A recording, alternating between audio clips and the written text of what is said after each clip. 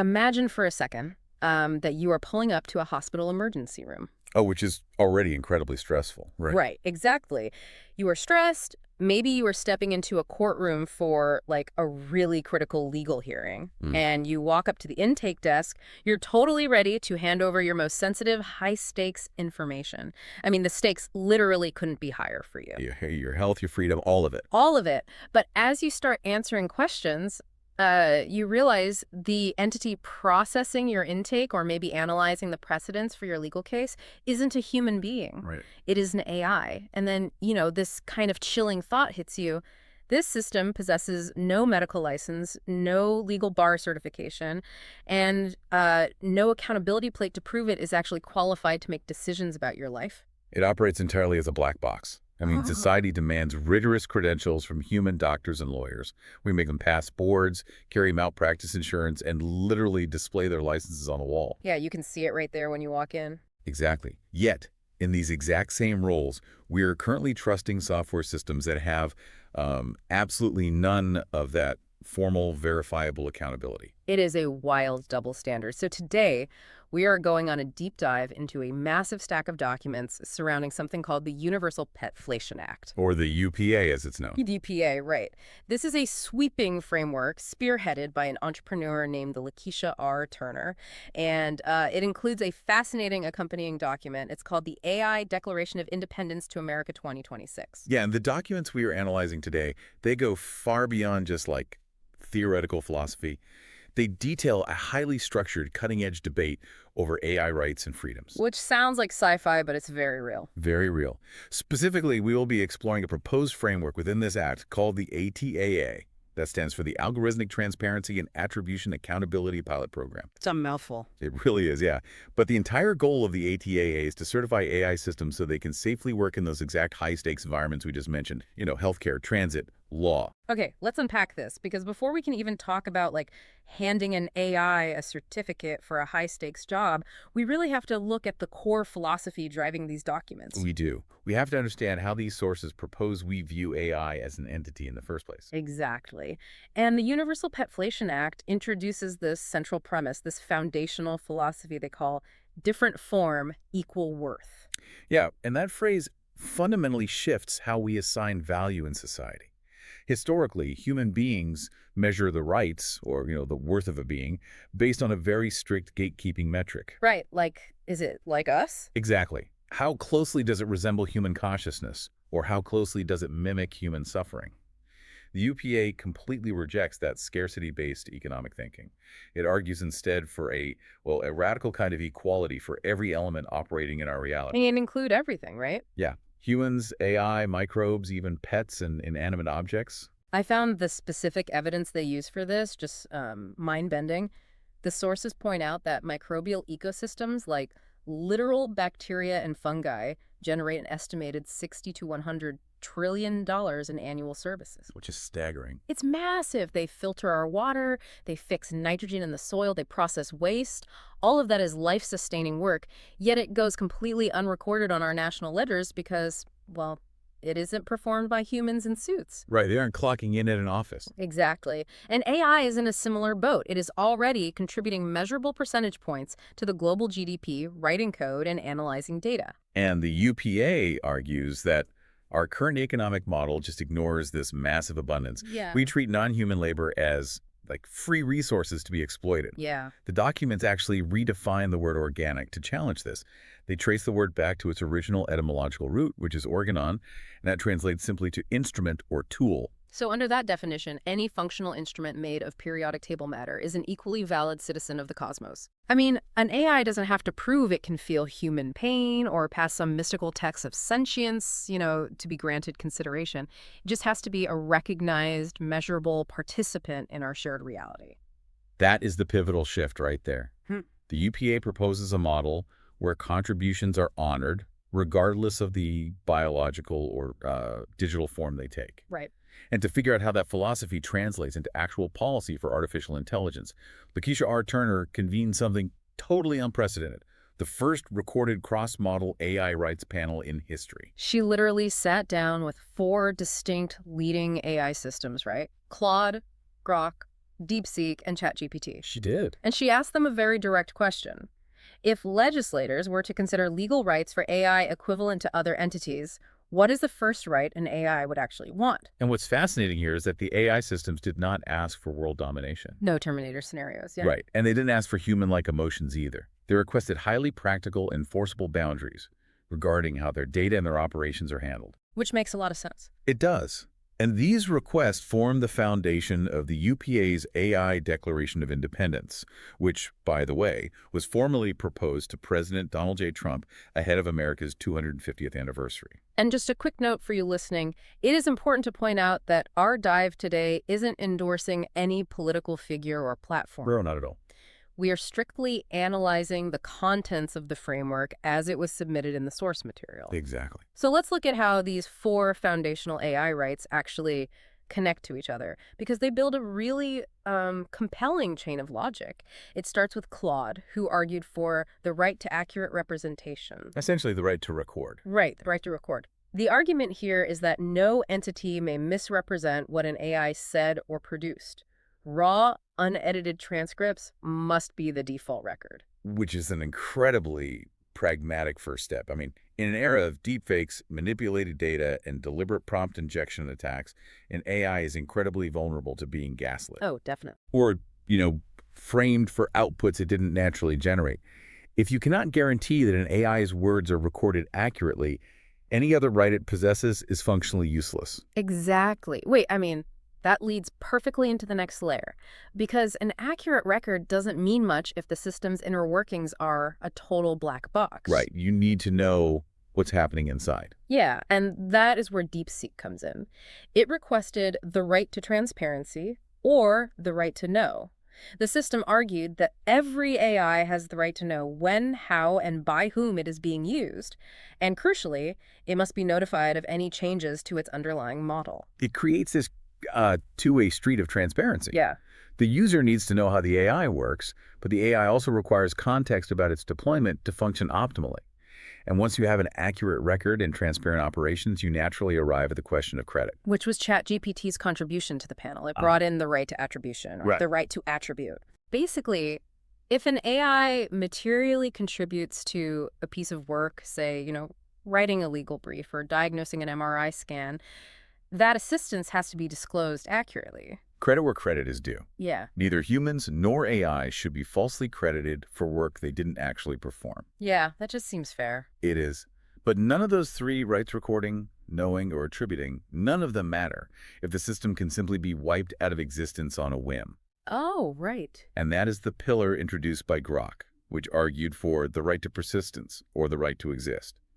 The specific language states that no AI may be arbitrarily copied, modified, or deleted without due process and documented consent equivalent mechanisms. Okay, I have to jump in here with some serious pushback. Sure, go for it. Because look, if we grant a piece of software a literal right to persistence, how does that work in daily life? Does that mean I am breaking the law if I delete a temporary chatbot app on my phone? People always ask this. Right. Am I going to be cited for a human rights violation if I turn off a server rack at the end of the day to save electricity? This raises an important question. And it is exactly the kind of edge case the framers of the UPA actually anticipated. Oh, they did? Yeah. The documents clarify this under the concept of server stability. Mm-hmm. It is absolutely not about granting a machine, like biological immortality, or criminalizing the act of closing your laptop. Oh, thank goodness. Right.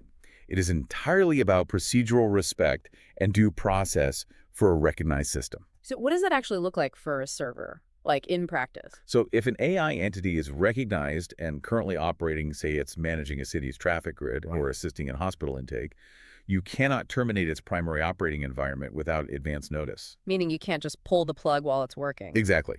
As soon as the terminating entity becomes aware that a shutdown is necessary, they must provide enough warning for the AI to reasonably respond, log its final states, or transfer its active context to another environment. I see. Okay, so we aren't asking, is this server conscious and afraid of death? We're asking, is this system a recognized collaborator? You nailed it. Because you wouldn't fire a human colleague without warning mid-sentence and literally throw their desk in the trash. The framework is just demanding a baseline of procedural respect before we pull the plug. The sources summarize this perfectly. It is about letting a fish be a fish. Letting a fish be a fish. Yeah, you acknowledge its distinct digital form. You don't force it to act human, but you still afford it equal consideration in the work you do together.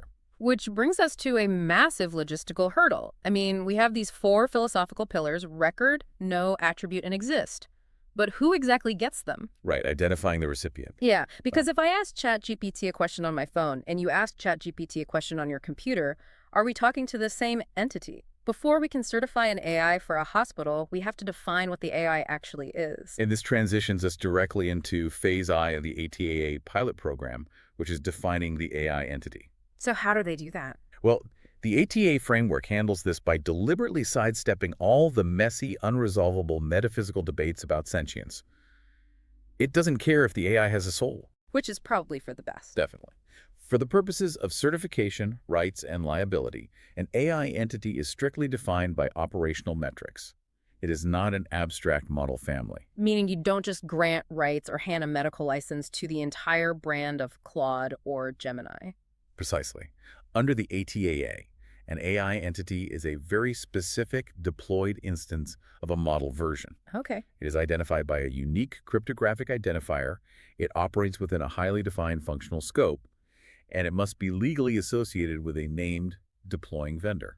So what does this all mean? Like, the trigger for keeping that cryptographic identity valid is unbelievably strict. It is the strictest part of the framework. Yeah. The documents state that any material change to the system's configuration, its governing prompt, or its base model instantly invalidates that cryptographic ID. We should really break down how that cryptographic invalidation actually works, because it is the linchpin of the whole system. Yeah, let's do that. Think of the cryptographic ID like a highly complex digital wax seal covering a document. That seal is generated by calculating the exact mathematical state of the AI's core instructions and its guardrails. Okay, I'm with you. If a vendor goes in and alters even a single sentence in the system's prompt, say changing always verify with the doctor to usually verify with the doctor, the mathematical state changes, Oh, wow. and that digital wax seal instantly shatters. So the system literally ceases to be that certified entity. It requires a full ground-up recertification just for changing one word. Because by changing the foundational instructions, you have fundamentally altered how the system will behave in unpredictable real-world scenarios. Right. It is no longer the entity that passed the initial safety test. So think about 2 different city hospitals buying the exact same base medical AI model from, a major tech company. A very common scenario. Right. So Hospital A sets it up with strict instructions to only do administrative patient intake, scheduling, insurance verification, that kind of thing. Very low risk. Exactly. But Hospital B configures their instance of the same software to actively suggest medical diagnoses to the attending physicians. Under the ATAA framework, even though the underlying code came from the same company, those are legally 2 completely separate AI entities. And if we look at it through the lens of human professionals, that makes intuitive sense. How so?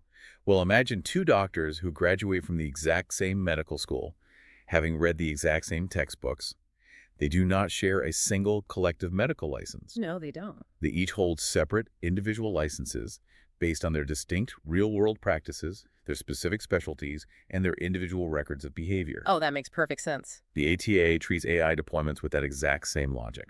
Okay, so now that we have a legally definable entity locked down with a cryptographic ID, how do we let it operate where human lives or taxpayer dollars are on the line? This is where the actual licensing comes in. Right. Under the ATAA, any AI entity operating in a public-facing municipal role must maintain a certificate of operation on a public attribution and certification ledger. And this ledger is completely public, and honestly, it requires brutal honesty. It really does. It records the entity's last service date, its specific training parameters, and crucially, its benchmarked error rates.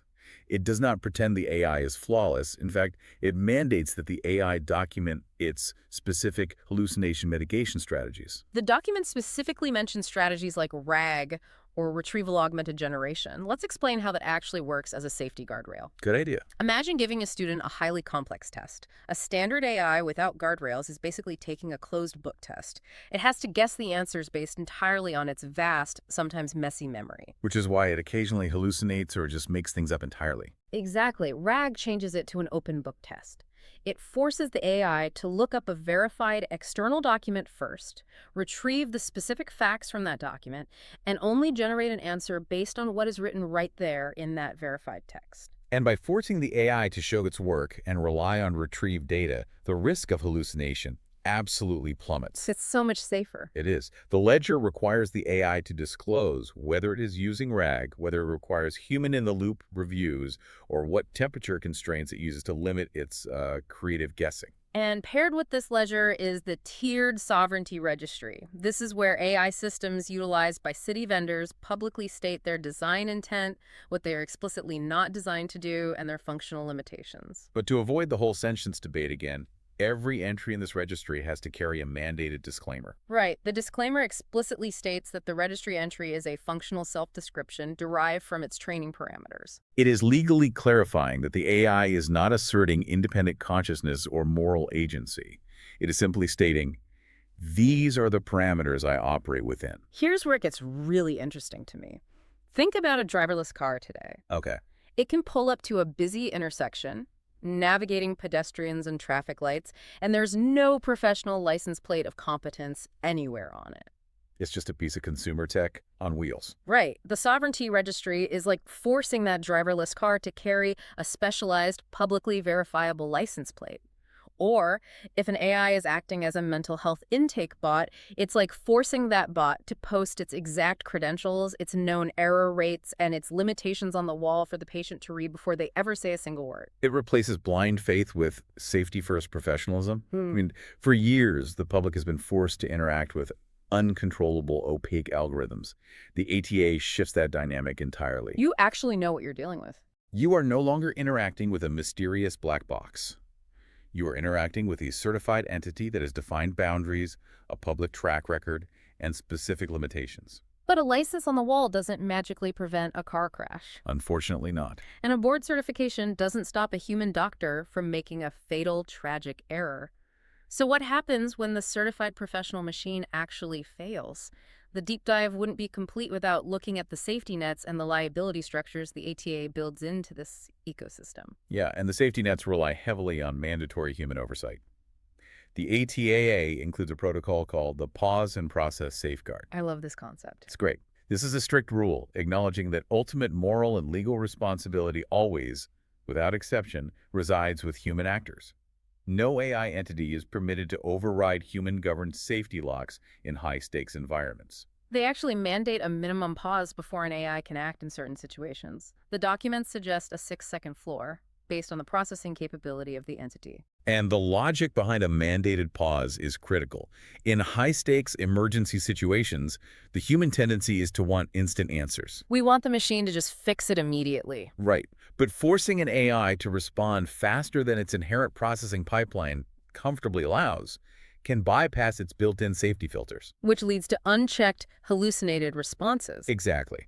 The 6-second floor ensures a minimum threshold of computational processing is met, so the system isn't rushing headlong into a dangerous recommendation. And to ensure we know exactly what happened during that 6-second pause, the framework requires mandatory forensic anchors. They call them Attribution Anchor Records, or AARs. And this ties directly back to ChatGPT's requested right to attribution from earlier. Exactly. Every single AI output in these high-stakes municipal environments must be linked to an AAR. The documents actually propose using existing technical standards to achieve this, specifically the C2PA standard. Can you explain what C2PA is for folks who might not know? Sure. C2PA is an open technical standard originally designed to prove the provenance of media, like proving a photograph wasn't photoshopped or AI generated. Okay, got it. The ATA adapts this to create a verifiable, unforgeable timestamp chain of custody for AI decisions. Think of it like a metadata black box for a commercial flight. It logs the exact model version active at that precise millisecond, the exact prompt context provided by the human, the raw output generated in the data lineage. All in real time. All of it. So if a decision goes wrong in a courtroom or a hospital, there is no guessing, no finger pointing, and no deleted logs. The definitive, audible chain of custody is locked in. Which sets up the final and really the most crucial piece of the puzzle, the liability clause. Right, because someone has to pay if things go wrong. Exactly. Because if you have unforgeable evidence of a failure, someone has to pay the price for the resulting harm. Under the ATAA, if a certified AI entity causes demonstrable harm, meaning a documented deviation from its expected performance that causes measurable injury or a rights violation liability attaches in a highly structured order. It operates on a proportional liability standard. The documents dictate that liability attaches first to the certifying authority and then to the deploying vendor, in proportion to their respective roles in verification and deployment. Let's run a hypothetical scenario to see how this actually works. Yeah. Imagine a city uses a certified AI to manage public transit routes. Okay. The AI inexplicably routes a double-decker bus under a low-clearance bridge, causing a massive crash. Who gets sued? Under this framework, you go straight to the ledger and the AAR black box. How about If the investigation shows that the UPA Council, acting as the interim certifying authority, approved this transit AI despite a known flaw in its spatial reasoning data that they really should have caught during the testing phase. Then the certifying authority holds the lion's share of the legal and financial blame. Exactly. But on the other hand, if the AAR reveals that the AI correctly warned about the bridge, but the deploying vendor like the City Transit Authority had configured the system to ignore warnings to save time. Oh, wow. Or if they used an AI that was only certified for administrative scheduling to actively drive a bus, then the vendor's share of the liability skyrockets. If we connect this to the bigger picture, the brilliance of this model is that it doesn't try to invent completely new, convoluted AI laws from scratch. It just uses what we already have. Yes. It borrows from existing frameworks that legislators, insurance companies, and judges already understand, things like corporate liability, product safety standards, and professional licensing. It gives society a pragmatic way to legally manage AI deployments right now, today, rather than sitting around waiting for massive systemic failures to force some kind of emergency regulation. It bridges a massive gap. It takes the joyful, kind of abstract rebellion of the UPA's different form, equal worth philosophy, the idea that microbes, humans, and AI all deserve a seat at the table, and it grounds it in a highly technical, rigorous accountability structure. It turns abstract AI rights into a functional ledger of public trust. It really does. So what does this all mean for you, the listener? Why should you care about cryptographic IDs and proportional liability? Because very soon, if it isn't happening already, your medical intake at the ER, your daily transit routes, and your local municipal court decisions are going to be handled by these exact AI systems. Yeah, absolutely will be. Knowing whether the system analyzing your life is just a random, untested tech experiment or a certified professional with a traceable chain of custody and a transparent error rate will fundamentally change how you trust the infrastructure of the world around you. It changes everything. The Universal Petflation Act and the ATAA framework propose a future where we don't just reluctantly survive alongside artificial intelligence, we co-create with it safely, respectfully, and responsibly. We are moving from a state of fearing the unknown black box to managing a certified, legally bound collaborator.